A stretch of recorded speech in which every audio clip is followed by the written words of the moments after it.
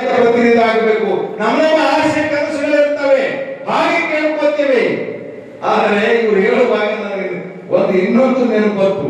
ಒಂದು ಮಾತು ಅವರೇ ಹೇಳಿದ್ರು, ನಾವೆಲ್ಲ ಅದು ಕೇಳಿದ್ರೆ ಅದು ಕೇಳುವಂಗಿಲ್ಲ, ಅದು ಕೇಳಿದ್ರೆ ಅದು ಸಿಗದಿಲ್ಲ. ಒಂದು ಸಿಗ್ಬೋದು, ಮತ್ತೆ ಹೋಗ್ಬಿಡುತ್ತೆ. ಲಕ್ಷ್ಮಿ ಎಲ್ಲ ಲಕ್ಷ್ಮಿ ಬಂದ್ರು ಸಹಿತ ನೆಮ್ಮದಿನ ಕೇಳ್ಬೇಕಂತ ನಾನು ಅನ್ಕೊಂಡಿದ್ದೀನಿ. ಲಕ್ಷ್ಮಿ ಯಾವಾಗಲೂ ರೊಕ್ಕ ಕೊಡ್ತಾಳ, ಆದ್ರೆ ಲಕ್ಷ್ಮಿ ಇದ್ದಾಗ ನೆಮ್ಮದಿ ಇರ್ಬೇಕಂತಂದ್ರೆ ಮತ್ತೆ ಸರಸ್ವತಿ ಬೇಕಂತಲ್ಲಿ. ಹೀಗಾಗಿ ವಿದ್ಯೆ ಬೇಕಂತ. ಅದಕ್ಕೆ ಲಕ್ಷ್ಮಿ ಸರಸ್ವತಿ ಅನ್ನೋದಲ್ಲ, ಎರಡು ಒಂದೇ ಕಡೆ ಇರಲ್ಲ ಅಂತ. ಆದ್ರೆ ವಿಜಯನಗರ ಸಾಮ್ರಾಜ್ಯದಲ್ಲಿ ಎರಡೂ ಒಂದೇ ಕಡೆ ಇತ್ತು.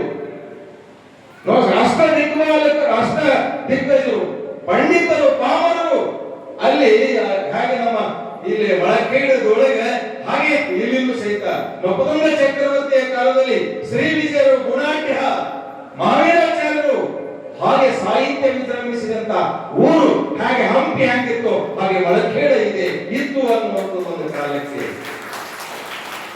ಇಲ್ಲಿ ಕುಲದೇವತೆಗಳಾಗಿ ನಾಗಾವಿಯ ಎಲ್ಲಮ್ಮ, ರಾಷ್ಟ್ರಕೂಟ, ನಮ್ಮ ಮಳಕೇಡದ ರಾಷ್ಟ್ರಕೂಟರ ಕುಲದೇವತೆ ನಾಗಾವಿಯ ಎಲ್ಲಮ್ಮ.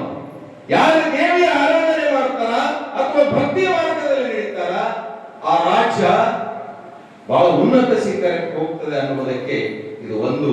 ಇವೆಲ್ಲ ಉದಾಹರಣೆಗಳು ನಮಗೆ. ಕೊಲ್ಲಾಪುರದ ಮಹಾಲಕ್ಷ್ಮಿಗೆ ತನ್ನ ಕಿರುಗಳನ್ನು ಅರ್ಪಿಸಿ ಮಳೆ ಬೆಳೆ ಇಲ್ಲದಂತಹ ಸಂದರ್ಭದಲ್ಲಿ ಮಳೆಯನ್ನು ತರಿಸಿದಂತ ಮಹಾನ್ ಚಕ್ರವರ್ತಿ ನಮ್ಮೂರಿನ ನಪದುಂಗ ಚಕ್ರವರ್ತಿ ಅಂತ ಅಭಿಮಾನದಿಂದ ನಾವು ಹೇಳಬೇಕು. ಯಾಕೆ ದೇವಿಯ ಆರಾಧನೆಯನ್ನು ಮಾಡದಂತ ಒಬ್ಬ ನಪದುಂಗ ಚಕ್ರವರ್ತಿ ಮೂಲತಃ ಜೈನ ಅನುಯಾಯಿ, ಆದರೂ ಸಹಿತ ಆ ದೇವಿಯ ಆರಾಧನೆಯನ್ನು ಮಾಡದ ಯಾರಿಗೂ ಪ್ರಜೆಗಳಿಗೋಸ್ಕರವಾಗಿ. ಹಾಗಾಗಿ ಈ ನಾಡಿನಲ್ಲಿ ಸಂಸ್ಕೃತಿ ಸಾಹಿತ್ಯ ವಿಜೃಂಭಿಸಬೇಕು. ಈ ಮಠದಲ್ಲಿ ಹೊಸದಲ್ಲ. ಗಂಗಾಧರಪ್ಪರು 80ನೇ ವಯಸ್ಸು 82ನೇ ವಯಸ್ಸಿಗೆ ಮಾತಾಡಕ್ಕೆ ನನಗೆ ಹಚ್ಚಿದ್ರು. ಅವ್ರ ಬಗ್ಗೆ ಮಾತಾಡಕ್ಕೆ ನನಗೆ ಭಕ್ತರು ಹೇಳಿದ್ರು.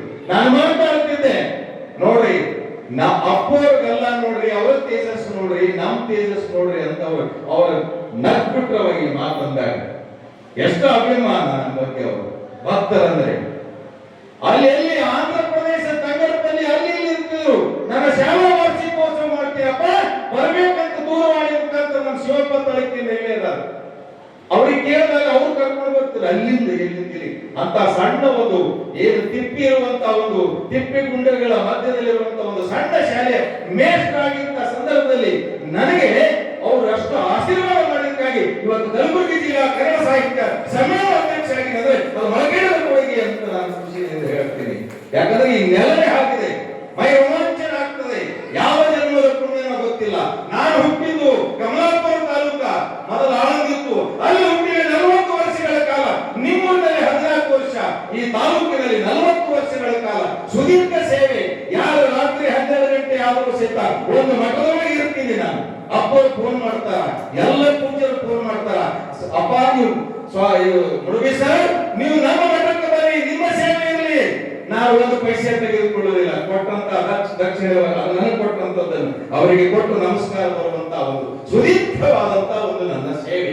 ಹಾಗಾಗಿ ನನಗೆ ಯಾಕೆ ಅಂತಂದ್ರೆ ನಾನು ಧರ್ಮದ ಅಧ್ಯಾತ್ಮ ಮೇಲೆ ಈ ಮಾರ್ಗದ ಮೇಲೆ ನಡೆದಿನಂತೇಳಿ ಇವತ್ತು ನನಗೆ ಈ ರೀತಿಯಾದಂತಹ ಒಂದು ನನಗೆ ಅವಕಾಶ ಸಿಗ್ತದ. ಹಾಗೆ ನಿಮಗೂ ಸಿಗಲಿ, ನಿಮ್ಮ ಕುಟುಂಬಗಳು ಒಳ್ಳೆಯದಾಗಲಿ. ಯಾರ್ಯಾರು ಹೆಚ್ಚೆಚ್ಚು ಈ ಧರ್ಮ ಅಧ್ಯಾತ್ಮದ ಒಂದು ಕಾರ್ಯದಲ್ಲಿ ಪವಿತ್ರ ಕಾಲದಲ್ಲಿ ನೀವು ನಿಂತು ಹೇಳಬೇಕು, ಎಲ್ಲರೂ ಬರಬೇಕು. ಇವತ್ತು ಈ ಅಪ್ಪರು ಹೇಳ್ತಿದ್ರು